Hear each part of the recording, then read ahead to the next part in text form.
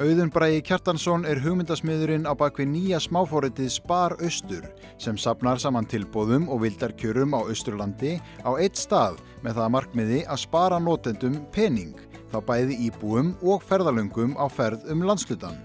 Ég var að gera appið Spar Austur sem sem sagt app sem að fyrirtæki bjóða upp á afslætti og tilboð og inni í appinu líka matseðlar, heimasíður og símanúmer öll á einum stað og auðvitað staðsetningar líka og eina sem notandi þarf að gera bara að sækja appið frítt og getur síðan farið bara í allt sem í boði og í rauninni mismunandi sumar síðan bókar á netinu þannig að það eru kóðar sem í appinu og á sumum stöðunum þá þarftu bara að sýna appið.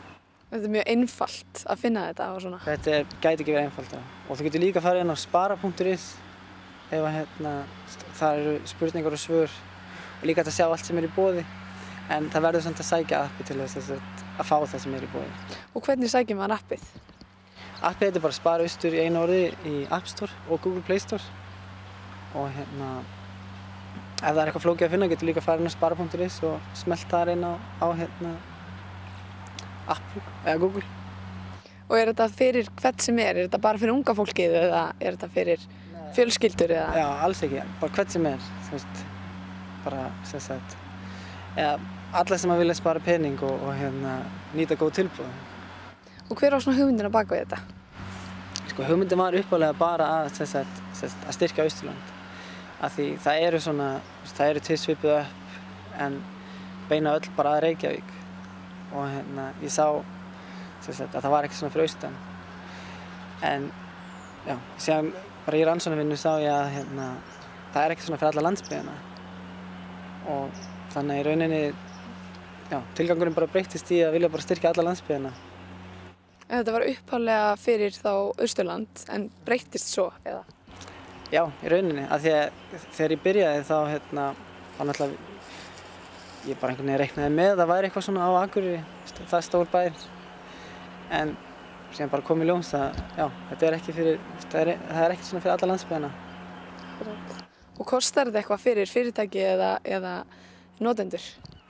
Fyrir notendur kostar ekki neitt og fyrir fyrirtæki kostar þetta heldur ekki neitt, það verður með allavega núna í upphafi og en seinna meir mun koma lítið gjald sem samt bara brot af því sem sambærileg markaðssetning kostar. Og hvernig gengur þetta? Bara hrikalega vel. Við höfum verið að fá frábæra viðtökur, bæði frá fyrirtækjum og notendum.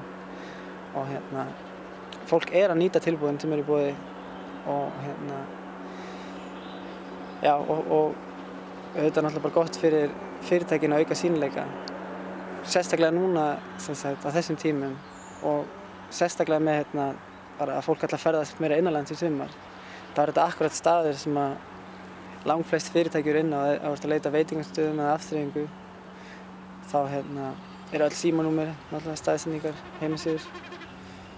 Og hvenær byrjaði þetta og hvenær fór þetta svona af stað almennilega? Hvenær byrjaði hugmyndin og svoleiðis? Í rauninni datt mér þetta í hug í janúar síðastliðinn og þá fór eiginlega bara allt ferlið af stað strax. Og við fórum núna í loftið, ætlaði ekki verið 7. maí og fekk strax bara mjög góða viðtökur. Ég fekk svona nokkur fyrirtæki með mér í lið í upphafi bara til að sjá hvernig það myndi ganga og það bara gengið hrikalega vel. Og ertu einn í þessu? Er þetta eitthvað teymi sem með þetta?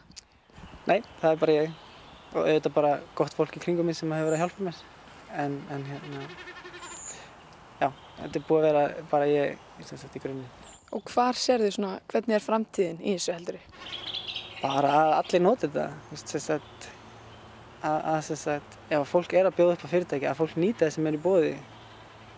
Það er svo oft eitthvað sem eitthvað gert og fólk annarkvort veit ekki af eða bara nýtir ekki.